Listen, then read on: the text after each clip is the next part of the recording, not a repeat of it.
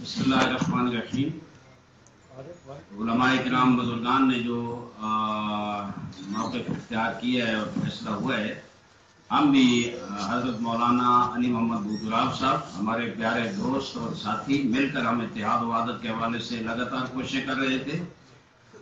उनको हम समझते हैं कि उनको इस तरह से गायब करना काबिल मज़म्मत है। अगर उन पर कोई केस है, कोई मसला है, वो किसी जुर्म में है, तो उनको अदालत में पेश किया जाए। पाकिस्तान एक ऐसी रियासत है, ऐसा मुल्क है जिसका आइन मौजूद है, कानून मौजूद है, और उसमें इस तरह लोगों को गायब करना काबिल कबूल नहीं है।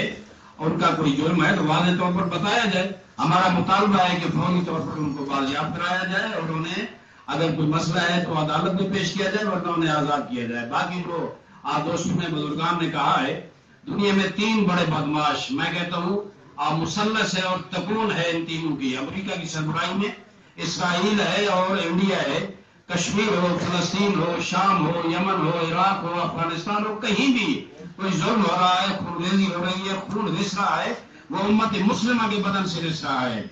मैं समझता हूँ आज दौर है, कुरान जो कहता है ना हादी उम्मत वाहिदा, और उस कुरानी पैगाम को उजागर करने के लिए हम हाथों में हाथ दें, इकट्ठे हो। जिस दिन हम मुत्तहिद हो गए, मुसलमान मुत्तहिद हो गए, उस दिन ना अमेरिका की चलेगी, ना इसराइल की, ना इंडिया की, न और हमारे हमसाया मुल्क अफगानिस्तान में बैठकर पाकिस्तान के खिलाफ साजिशें कर सकेंगे।